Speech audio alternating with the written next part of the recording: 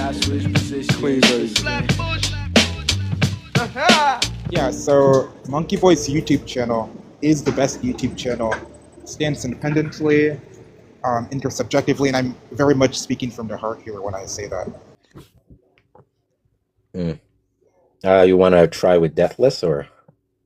I mean, if we don't have anyone else, sure. I mean, I won't really take him seriously, but yeah, I don't mind. I don't really actually mind talking. Thanks for the heart, Carl. Oh, is that a picture? This is all you. Look.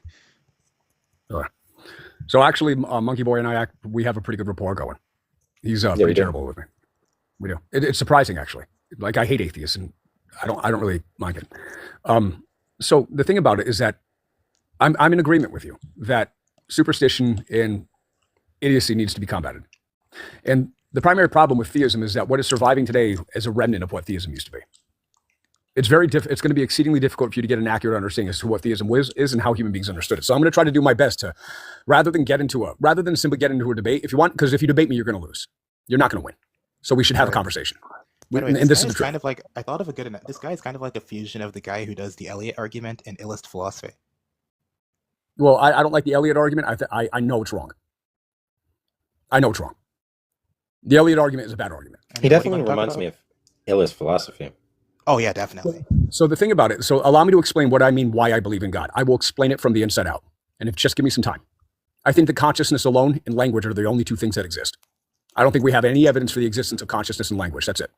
I think language is the structure of consciousness and consciousness is the substance of language. I think consciousness and language are identical. Now, if we're going to actually have a complete and comprehensive theory of everything that is perfect, it must have nothing left over. Nothing. That means there must be no remainder to the experience. And that mean there must be no remainder to the description of the experience. So any sufficiently advanced, any sufficiently comprehensive explanation must have a one-to-one perfect correspondence with the object to describe if it's 100% true.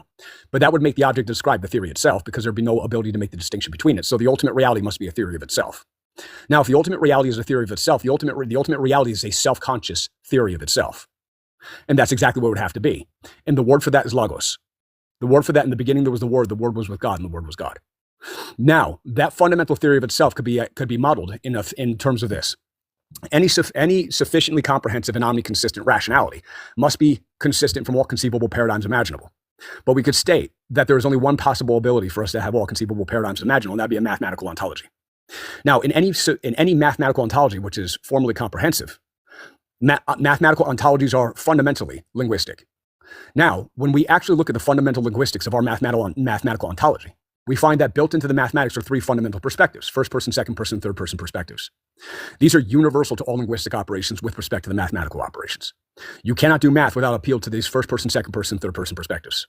There's subjectivity, there's adjectivity, and there's objectivity. This is what the original Christians meant when they were trying to describe what the Trinity was. They're simply saying the Trinity is the inescapability of the fact that the fundamental ground state of the metanoetic condition is a mathematical substrate which intrinsically entails first and second and third person perspectives. Now, how you actually have to model that in language is as a source, a relationship, and an intellect. It's just a function of how it gets operated. Now, Father, Son, and Holy Spirit are apocalyptic imagery for these relationships for people who don't have the ability to think abstractly. That's how I understand it. To me, God is the logical structure of all conceivable empirical experience. And that's what God is to me. So let me make it perfectly clear. God is the logical structure for all conceivable experience. So in order for you to be able to argue against God, you have to conceive of an argument that has a logical structure. And that would mean you have to actually predicate it on the logical foundations of that logos ontology. So I don't see how it's possible that God cannot exist, considering the fact that every argument you're going to have for God is going to have to presuppose that mathematical substrate with three Trinitarian perspectives built into it. Now, the argument that I would put for this mathematical substrate would go something like this. God is the idea of all conceivable ideas. The idea of all conceivable ideas exists. God exists. What I'm saying is that God is actually an idea. I'm saying God is the idea of God. God is the content of the idea of God. That's what I'm saying. sorry, allergies. Sarcasm and lies. No, I'm serious. I have, I'm out. Fuck. Yeah. I'm sure you're serious. And I'm black.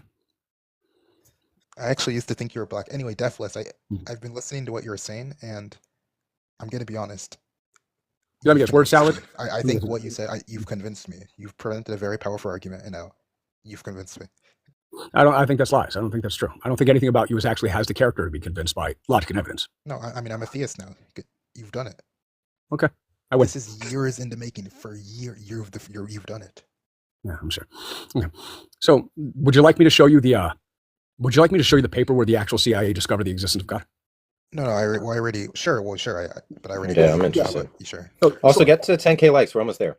Sure. So let me just open this up, because God has been known to exist and it's been Think straight declassified. for the heart. God's existence has been known. Can I actually ask you a question before you do that? You go ahead. So would you say that so I've been thinking about constitutive nature recently. Define Would you that. say that there's a fundamental essence to the ontological paradigmatic structure of reality that's constitutive of language, but mathematics depends on, or would you deny that? I would deny that. Okay. And another question I had is when it comes to essence, here's how I want to think about essence. I want to say that essence has a subliminal proto-physical structure that is kind of superseded upon by Gödel's incompleteness theorem, basically. No, that'd be a contradiction. That's a contradiction. No, I agree it's a contradiction, but I think a fundamental reality, I think the entity in of itself preserves and unifies contradictions. Wouldn't you say so? I agree with that. But that would mean that it's a contradiction. But I would agree that at a fundamental level, the fundamental being that is the structure of mathematics can unify it all and create a harmonious ontology. So contradictions aren't truly a concern at the fundamental level. Right. No, I agree with that. We're not disagreeing with that. So I put together something called omniconsistent logic. Now, omniconsistent logic is the transcendent unity of all conceivable logical paradigms. So in order for for example, I found that there are certain rationalities and certain laws that constrain the a priori structures to their identity relations. So what I'm doing is that I'm actually mapping out the meta identity relationships that a priori knowledge depends on within a realm of divine philosophy. This is not presuppositional. This is a different ontology. Let me give you an example. Let's say for the sake of argument that I say existence exists. That's an identity structure. Now, right. Existence, and so it depends on a unifier, I think. Right. And that could be an intrinsic unifier or a metaphysical one. Sure. Well, no, that it does. Yeah. But in this particular instance, existence exists is a parcel of information, meaning it communicates something to the effect of a form and the substance with respect to the structure of the. And we would say that information is a fundamental substrate of consciousness, right?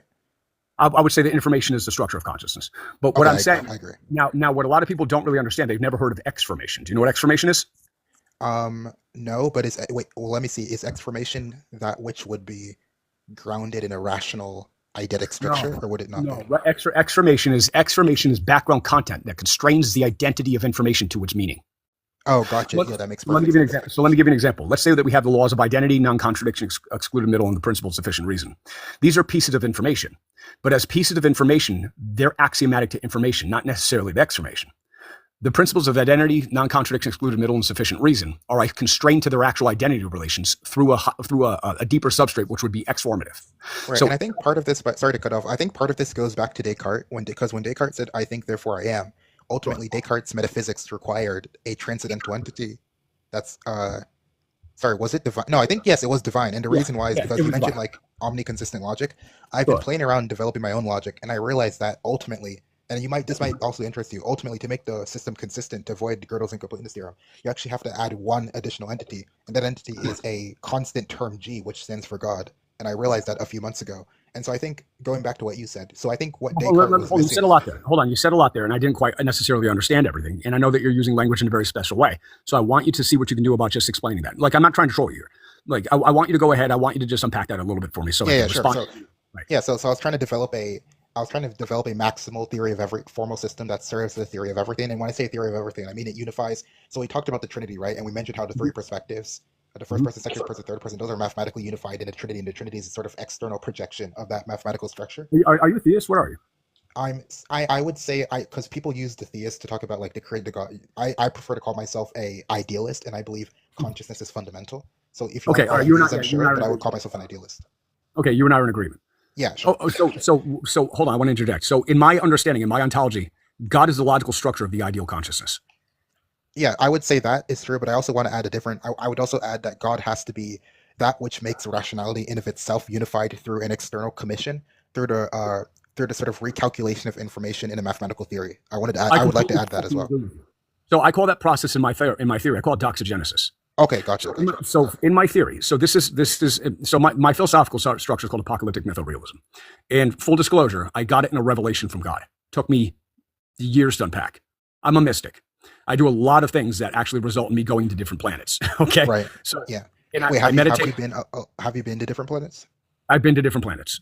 Look, here's the thing. Okay, I'm going to say this. A lot of people. I've been telling people this. I will I've been to different dimensions. You're down. Monkey boy, if you're down, you want to go to planet Spirit Molecule. I will fly you out. I will take you to Alex Gray's Chapel of Sacred Mirrors. We'll crash there for an evening. We'll record it. We'll live stream it. We'll chop it up. We'll turn it into content, and I will let you have an experience with that magical Dimitri Monkey Tristan. Okay, and then you'll have that. Let me tell you something though. You'll be, and then I'll be waiting for you on the other side to see how you come out and see what the fuck you just saw. People have been calling me crazy for this. Okay, I feel almost embarrassed to say this. I've been to different dimensions, like alternate realities. I believe you. Anybody who has experience with Dimitri is going to know that.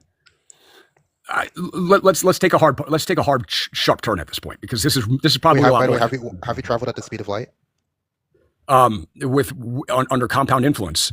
Okay, yeah, same. Under psychotropic compound influence. So, but the thing about it is, I got a revelation from God, and I'm going to tell you how it happened. I'll make it simple. And psychosis is involved in the explanation. Compounds are involved in the explanation. Lots of trauma are involved in the explanation, but also a series of synchronistic events and personal experiences that build up to a culmination point. So between the ages of 12 and 20, about 11 of my friends and family members died. And I spent about 20 years searching for God. Like, I wasn't just searching for it from like arbitrarily. I was like a Heath Ledger Joker nihilist. I was not the kind of guy that you wanted to kind of like meet it all. So what happened is that I ended up in this relationship with this girl who changed my opinion of myself and gave me self-esteem, and it helped me. And it sort of rehabilitated what was going on, which was, I was deeply mentally ill when I was very young. And I had to fight back from that because my mother was a psycho. Girls, wait a second. Are you lying? No, I'm dead serious. Wait, but no. Girls don't, wait. I thought you were, according to my idealism, girls aren't actually real. Because maleness, okay, so you know how mathematics starts with an M? That's not actually coincidence, because like I said, because everything is grounded in language, we have to consider what are the anthropological, metaphysical roots of the M-ness. And I think the M is a fundamental unifier of what it is to be a man. And so it turns out all that exists fundamentally in terms of women are manifestations. I know that you're trying to. Look, I'm pretty aware that you've been trying to be subtle and to to have conversations with me that were integrated with some legitimate philosophy and some like statements that were just bunk to make me look like I'm dumb. But I'm not doing that to you. So let's not do this. No, I'm not. Wait, hold on. Why do you think that? Because why do I think that? Because I trust my intuitions. That's why. No. But okay, are your intuitions a priori transcendental or not? No, my intuitions are not a priori. They're not transcendental, and they're fallible. But and if your intuitions are transcendental, how can you trust them? They need to be transcendental. I'm going to trust them anyway because of my that's irrational. But then you're rejecting the core principles of mathematical ontology. I guess I am. I guess I'm going to do accept mathematical ontology. I'm going to be wrong on purpose for the moment. But do you accept mathematical ontology? I'm an apocalyptic mytho-realist. Yeah, but according to mytho-realism, you must adhere to the rational transcendence of intuition. If you deny that, then you're rejecting your own paradigm. And this is not fundamental. Since this is not at the fundamental level, contradictions are irrelevant here because it's not at the fundamental level. That's not true at all. No, yes, it is. We've already agreed that at the fundamental level, sure, we can have contradictions, but at the emergent level, we can't. Otherwise, the whole system will collapse into girdles and completeness. Excuse me. You don't know my theory, and you don't know my system. But, okay, can your theory solve girdles and completeness, bro? Yes. Your theory solve girdles and completeness theorem? Yes, it already has. I'm explaining that. Well, I'm explaining that. So allow me to explain. Sure, allow me to explain that. Explain it.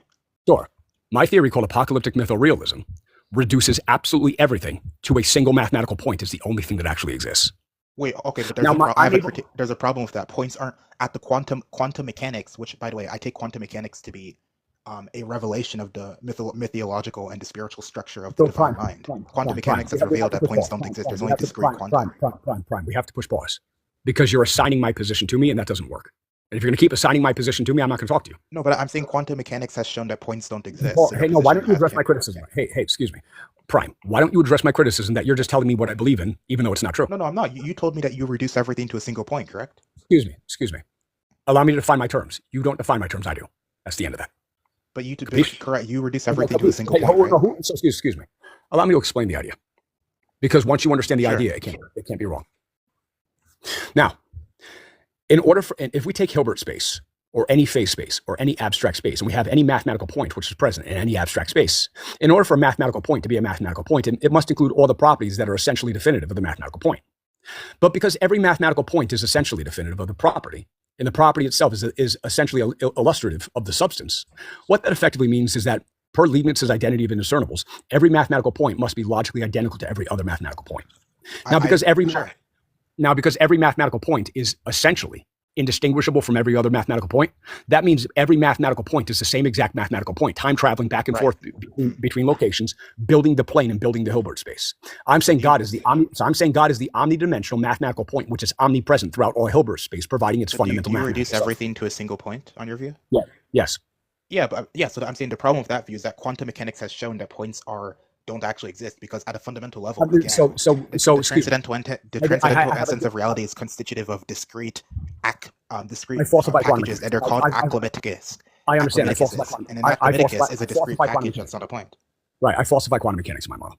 But your model, you can't falsify quantum mechanics, because quantum mechanics is the divine mind's inner intrinsic revelation of itself through the language of mathematics. And so your model already presupposes quantum mechanics. Excuse me. So what you're doing is that's a contradiction in terms. I'll tell you how.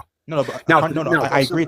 I agree it's a contradiction, but at a fundamental level, contradictions are fine. We've agreed on this. At a fundamental level, no. At an ultimate level, that's a fallacy. This is an ultimate paradigm level, so it's fine.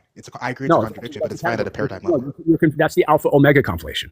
You don't know what that is? No, sorry. No, that's the yin. No. I think you made a mistake. Deathless. It's not the alpha and omega, it's the yin yang one. Remember? Hold on. Now, do you know? Now, with respect to the alpha omega, you know it's the yin and yang, not the alpha and omega. Okay, so excuse me. You made a mistake. So here's what it is. I've been lying for the last 5 minutes, and you've been going and I fucking got you. I've been lying for the last 5 minutes, and you've been banking off my lies, and I've just been making information up, and you've been actually buying into it. Really? Wait, what type of person would have a conversation with another man and make stuff up? What type of person would do that? So here's the thing. What kind of person would have a conversation and basically bullshit in it? How dare you? I've been making shit up. What type of person would do that? We're just to prove. Look, you've been literally building off my bullshit for 5 minutes. Who would have a conversation and pretend to say things like they're meaningful when they're just gibberish? No, guess what? I just caught you lying right on podcast. Got you. No, but hold up. When you say lying, is lying a transcendental structure? How do you feel lose? Wait, when you say you caught me lying, is that solving the liar's paradox? How do you feel lose? Wait, when you say I lost, are you trying to attempt to solve the liar's paradox? You lost. You didn't expect that, did you? Because when you say I'm lying, I take that to presuppose a liar's paradox, which has been vanquished by an eidetic reduction of a mental structure to a phenomenal expanse. Fine. I think this conversation exhausted, so we can kind of end it here. Okay, yeah. By the way, Deathless, good conversation. I think a lot of your ideas are bad. I think we had a great interaction here, though. Yeah, I'm glad that I caught you in lies. Good night. But does that presuppose a liar's paradox, though? Gotcha there.